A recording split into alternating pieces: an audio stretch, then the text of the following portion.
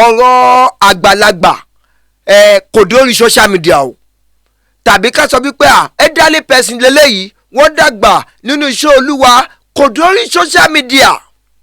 Àgbà tó bá ti gọ̀ ọ̀rọ̀ ní sọ, àgbà tí làákàyè orí wọn kò bá gbé ọ̀rọ̀ láti lè sọ pé mo fẹ́ ní àgbékalẹ̀ ọ̀rọ̀ tó bá sọ lórí ayélujára yìí, pàápàá jùlọ tó bá tún wọ́n lọ attach ọ̀rọ̀ yẹn mọ́ àwọn tí ò yẹ kó attach mọ́, tí àwa kan tí a ò tó rú àgbà yẹn tá bá dá àgbà yẹn lóhùn, ẹ sọ fún àgbà yẹn pé gbogbo ọ̀rọ̀ tá bá sọ kó fi ṣoṣùn kó fi para ni o. Àwọn olórí ìjọ yín tí wọ́n bá gọ̀ ọ̀rọ̀ ní sọ, ẹ jẹ́ ká máa kọ́ wọn bí a ti ń sọ̀rọ̀ nínú ilé wa, tàbí tí wọ́n bá fẹ́ sọ̀rọ̀ ẹ rìkọ́ọ̀dù ọ̀rọ̀ yẹn sílẹ̀.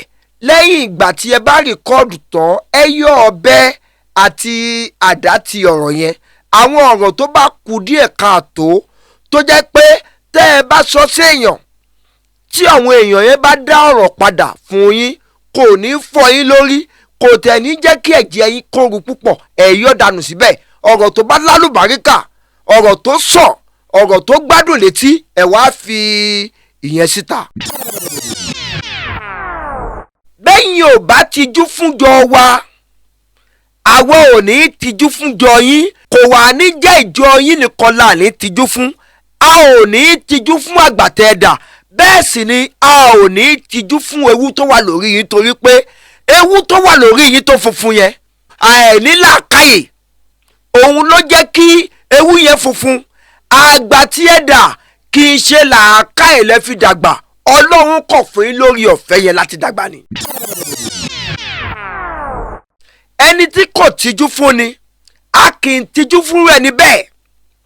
Bí wọ́n bá yẹ̀yẹ́ ẹni níta gbangba, a ò gbọ́dọ̀ gbà kí wọ́n daṣọ bo ni níkọ̀rọ̀. Ọ̀rọ̀ àwọn àgbàlagbà ó pọ̀ ní ọ̀rọ̀ mi lénìí.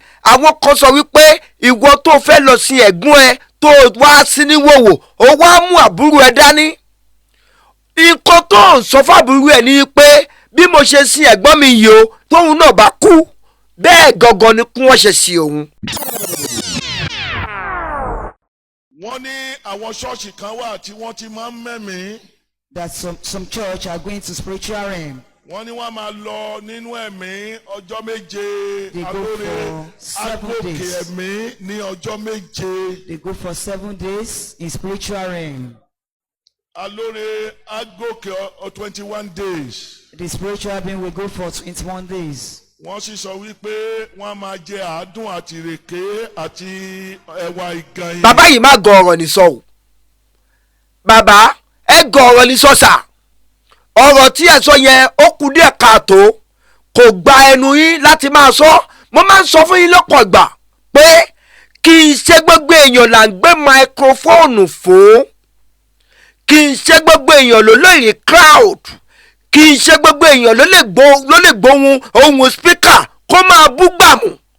Ẹni tí transistor radio tó bá mu létí ẹ̀ ó yàtọ̀ sẹ́ni tó lọ play home theatre fún. Ṣebí lẹ́nu ọjọ́ mẹ́ta yìí àrífọ́nrán kan lórí ayélujára. Olóògùn pọ́nbélé ní ọ̀pọ̀lọpọ̀ àwọn CAC pastors wọ́n kàn fi ṣe Olúwa bójú. Tó bá jẹ́ pé orí tiwa náà pé bí ìtọ́jú yín ṣe kù díẹ̀ káàtó yìí, ṣé àwa náà ní máa sọ wípé gbogbo pásítọ̀ ìjọ CAC olóògùn ni wọ́n?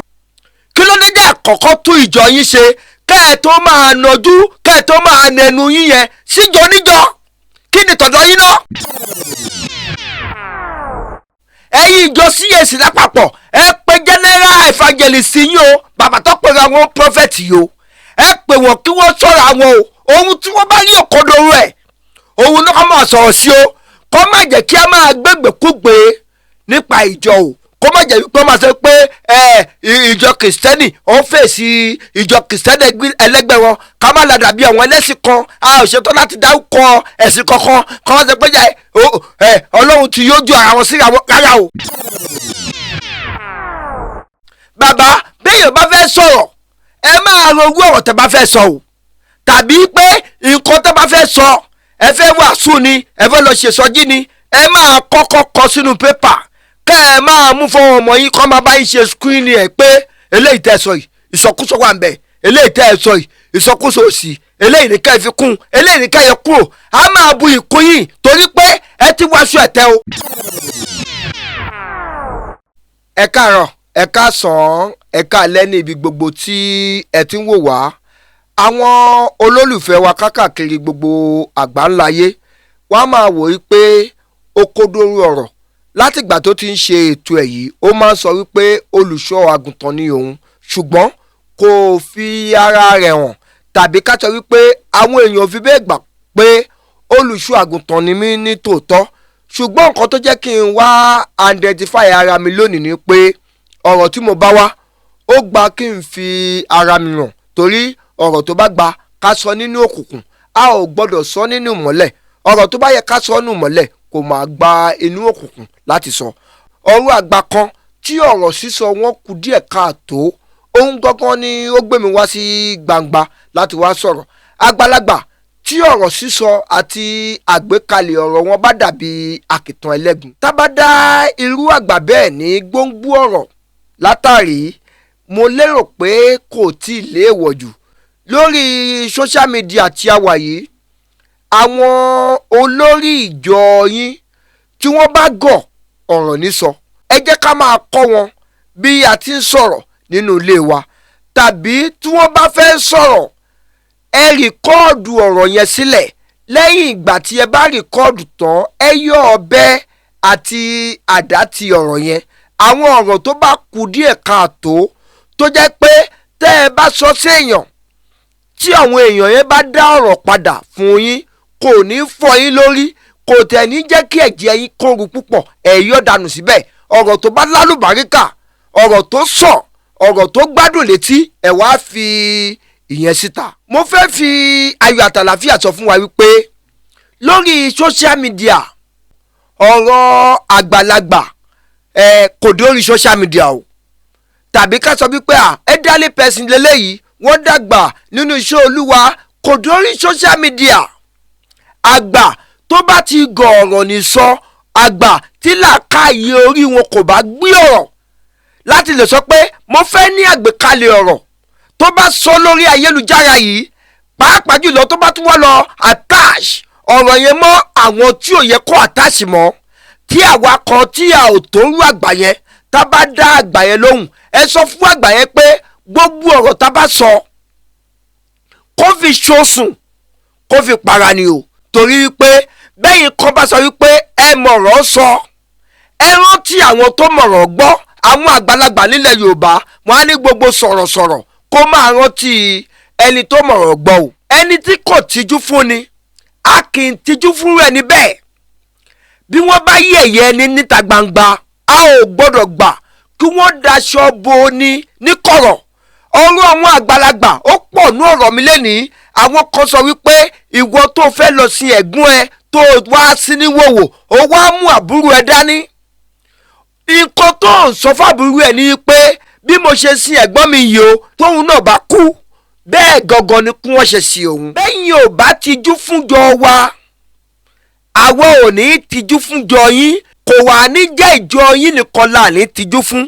a ò ní tijú fún àgbàtẹ́ẹ̀dà, bẹ́ẹ̀ sì ni a ò ní tijú fún ewu tó wà lórí yín, torí pé ewu tó wà lórí yín tó funfun yẹn kò àìní làákàyè, òun ló jẹ́ kí ewu yẹn funfun.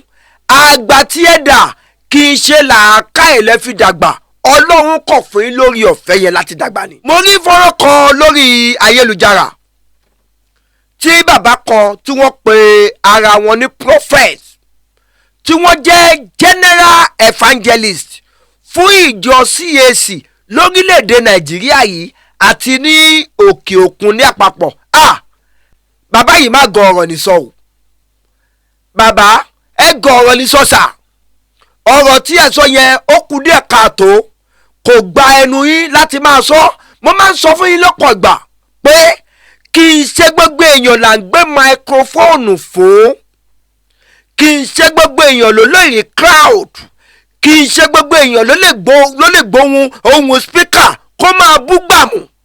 ẹni tí transistor radio tó bá mu létí ẹ̀ ó yàtọ̀ sẹ́ni tó lọ play home theatre fún ẹni tó rí crowd rẹpẹtẹ tó gbé microphone fún tẹnu ẹ̀ yóò balabalabala tẹnu ẹ̀ rí balabalabala tó wá ń sọ̀rọ̀ tí ẹ̀ ti mọ̀ wípé tó bá rí èrò irú ẹni bẹ́ẹ̀ á ṣe ọ̀rọ̀ sọ ọ̀rọ̀ tẹ wá ń sọ tí wọ́n gbé ní live tí kì í ṣe pé record and court òun ní ó mà dùn mí fún yín o ojú gbà mí tí fún yín torí pé ọ̀rọ̀ tó bá yẹ ká bá lẹ́nu àgbàlagbà kò yẹ ká bá ní ẹnu ọmọdé ọ̀rọ̀ tó bá yẹ ká bá lẹ́nu ọmọdé a ò gbọ́dọ̀ gbà ní ẹnu àgbàlagbà bàbá yìí ní àwa ìjọ ẹ̀mí àwa ìjọ Olúwa wípé wọ́n ní àwọn kan máa ń gorí òkè ọlọ́jọ́ méje ọlọ́jọ́ mọ́kànlélógún tí wọ́n máa ń jẹ ìrèké lórí òkè tó máa ń jẹ àdú lórí òkè tó máa ń ṣe kọ̀kọ̀ lórí òkè tó máa ń jẹ wàgànyìn lórí òkè bàbá ṣé ọ̀rọ̀ tẹ́ ẹ sọ yìí ó máa jẹ́ ká ẹ gbọ́ kò gbà kò gbé ọ̀rọ̀ lórí ìjọ yín CAC gbogbo ohun tá a ti ń bò gbogbo fọ́nrán tá a ti rí lórí ayélujára tí yàrá yín fún síta àwa bá yín fún síta báyìí ẹ̀yin yẹn wá a ò ní fẹ́ fẹnura wa sọ ohun tá a gbọ́ tàbí ohun tá a wò yẹn ẹ̀yin náà ẹ farabalẹ̀ ẹ wo fọ́nrán yẹn kẹ́ ẹ wá wò bóyá bàbá yìí ó ṣe làákàyè nínú ọ̀rọ̀ sísọ wọn àbí wọn ṣe làákàyè ẹ kú kalẹ̀. wọ́n ní àwọn ṣọ́ọ̀ṣì kan wà tí wọ́n ti máa ń mẹ́mìí. That some church are going to spiritual realm. wọ́n ní wọ́n máa lọ nínú ẹ̀mí ọjọ́ méje They go alóore for 7 agòkè days. ẹ̀mí ní ọjọ́ méje They go for 7 days in spiritual realm. alóore agòkè 21 days. The spiritual being will go for 21 days. wọ́n sì sọ wípé wọ́n máa jẹ àádùn àti ìrèké àti ẹ̀wà ìgànyìn. And they will be eating those things mentioned. so wọ́n máa ṣèpèsè ẹgbẹ́. They do some things, some fetish things. This is Christ Apostolic Church. Eléyìí ni ìjọ Apostolic ti Kristi. gbogbo ìlànà rádaràda yẹn kò sí bí o. ẹ̀yin èèyàn wa ṣé ẹ ti bá wa wo fọ́nrán yìí ṣé ẹ ti gbóhùn tí bàbá yìí sọ ń bẹ̀ ṣé bàbá yìí jẹ́ onísọkúsọ àgbàlagbà àbí wọn kì í ṣe onísọkúsọ irú àwọn àgbà bíi tọ̀dọ̀ yín yìí wọn a máa wádìí ohun gbogbo dájúdájú kí wọ́n tó sọ̀rọ̀ tí wọ́n bá fẹ́ sọ̀rọ̀ gan pàápàá wọ́n a máa fi làákàyè sọ̀rọ̀ wọn bàbá ẹ wíire ẹ tún wá wíire làákàyè orí yín ni kò gbé bó ṣe yẹ ká ẹ sọ ọ̀nà bó ṣe yẹ ká ẹ sọ lélẹ́yìí nǹkan tó yẹ ká ẹ sọ ni wípé ẹ gbọ́ pé àwọn kan nínú ìjọ ẹ̀mí nínú ìjọ ibi tó ti ń gorí òkè wọ́n máa ń ṣe nǹkan báyìí wọ́n máa ń ṣe nǹkan báyìí ṣé gbogbo wa la wá ń ṣerú ẹ̀ tẹ́ ẹ wá kó gbogbo wa papọ̀ pé ìjọ tí wọ́n ti ń lẹ̀mí wọ́n máa jẹ rèké wọ́n máa jẹ kíní kan lórí òkè ṣé ẹ ní evidence ọ̀rọ̀ tẹ́ ẹ sọ yìí bàbá evidence ọ̀rọ̀ tẹ́ ẹ sọ yìí ṣé ẹ ní lọ́wọ́ àwa ní làákàyè jù yín lọ ọgbọ́n ti wá pé ju tọ̀dọ̀ yín lọ orí ti wá pé dáadáa ju tọ̀dọ̀ yín lọ ṣebí lẹ́nu ọjọ́ mẹ́ta yìí àrífọ́nrán kan lórí ayélujára tó bá jẹ́ pé orí tiwa náà pé bí tọ̀dọ̀ yín ṣe kù díẹ̀ káàtó yìí ṣé àwa náà ní máa sọ wípé gbogbo pásítọ̀ ìjọ CAC olóògùn ni wọ́n fọ́nrán tá a rí rèé ẹ̀yin èèyàn wa nílé lóko káàkiri bẹ́ẹ̀ jẹ́ ń bá wa wo fọ́nrán yìí ẹ má bá a pín ẹ jẹ́ kó délé kódóko ẹ kó kalẹ̀ ẹ wo fọ́nrán yẹn ká tó máa tẹ̀síwájú lórí ọ̀rọ̀ wa. mi ò lọ church, I'm not going to church again. Olóògùn pọ́nbélé ní ọ̀pọ̀lọpọ̀ àwọn CAC pastors. Wọ́n kàn fi iṣẹ́ Olúwa bojú ni. It is now that I understand the reason why some people had decided not to go to church again. With due respect to the general body of the CAC denomination, with due respect to a church established under truth and the guidance of the Holy Spirit, through our Father in the Lord, the late Apostle Ayo Babalola, I am very sure that this was not what late Ayo Babalola founded and handed over to the generations to come. I know that this does not stop in the CAC church as a denomination. This is something that happens in most religious organizations and sometimes in secular organizations as well. But the reason why I want to talk about this is because of the personal experiences that I had while I was serving under some CAC pastors. It happens in other denominations too. But some of these so-called CAC pastors, most especially some of them that refer to themselves as prophets, they are evil, they are callous, they are extremely wicked. They want to act as God upon the life of their congregation, most especially the ministers under them, and they are not close to the altar. You will not know some of these secrets. It is only if you are a man of the Spirit, if you are not filled with the Spirit, you will not understand the secrets behind the wicked activities of some of these pastors or prophets. And the reason why I have the boldness to come out and talk about it is because I was led by the Holy Spirit of the Lord to talk about it. If truly I was led by the Holy Spirit, there is nothing any one of you can do, because I know by coming out to talk about it, many people that are under the cage of these slave traders called pastors and prophets will be liberated. What these people intend to do, what they do in most cases, is that they cage people's destiny under their ministry. If you are serving under a ministry, most especially CAC ministries, and you have the leading of the Spirit of the Lord that you should go ahead and either make use of your gift or start a ministry, they will tell you it is not time. I had a personal experience where a prophet of a CAC church told me that he said it point blank. Maybe I think it was God that made him to say that thing. Maybe I wouldn't have prepared myself for my leaving that ministry. He said, he said it, and I even served under one who says, and they have evidence for what they are saying, and they have joy in it. Some of them, if you leave their ministry, if not that you are also bathed in the Spirit of the Lord, if you are not, equipped, if you are not close to God, if you don't understand God, if you are not in partnership with God, they will not want you to succeed either in making use of your gift or either in starting a ministry as a minister, starting a church of your own. And one of the reasons is that many of them forced themselves into the ministry. ṣé ẹ ti rí fọ́nrán yẹn ẹ̀yin èèyàn wa nílé lóko káàkiri? ṣé ẹ rí pé bàbá yìí wọ́n kọ́ gbé General Evangelist ọkọ̀ gbé sórí lásán ni? mo tẹ̀ jẹ́rìí àwọn ọmọ yín á ti pè yín, wọ́n á ti kìlọ̀ fún yín pé bàbá bẹ́ẹ̀ ṣe ń sọ̀rọ̀ yìí ẹ máa límìtì ọ̀rọ̀ yìí. Ẹni tí ò tó yín, ẹni tó jẹ́ bí ọmọ yín á kọ́ yín lábùkù tí ò sí nǹkan tẹ́ ẹ lè fi ṣe. Èèyàn kìkọ̀ máa ń sọ̀rọ̀ gbàù. Béèyàn bá fẹ́ sọ̀rọ̀ ó ní bá ṣe ń sọ̀rọ̀, ó ní bá gbèkalẹ̀ ọ̀rọ̀ ṣe gbọ́dọ̀ wà. General Evangelist Nàìjíríà no fasis ẹ wá ń fẹ́ tí àwọn ọ̀jọ́ yín ẹ fi ń gbọ́rọ̀ nígbà tí fọ́nrán yìí tó jáde. Tó bá jẹ́ pé Lakaaye tiwa náà bá kúrú, àwa á máa gbé káàkiri àwọn ìjọ CAC ológun làwọn pásítọ̀ wọ́n ń ṣẹbọ, wọ́n ń ṣoògùn, wọ́n ń ṣóńdè, wọ́n ń lò fúnpá, wọ́n ń lò gbádì, àwa máa gbé káàkiri.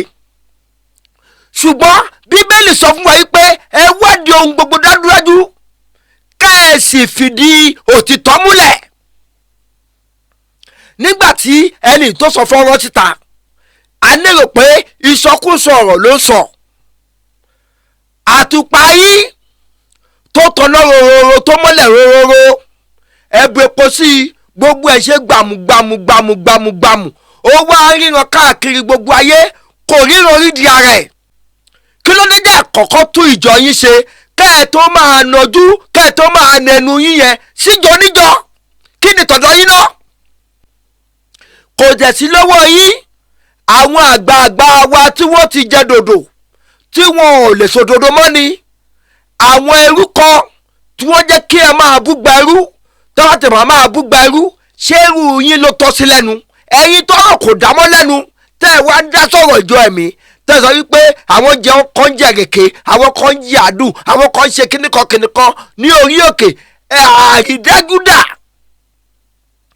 tí àrídájú yín bá wà ìjẹ́ ṣé gbogbo ìjọ ẹ̀mí ló ń ṣe bẹ́ẹ̀?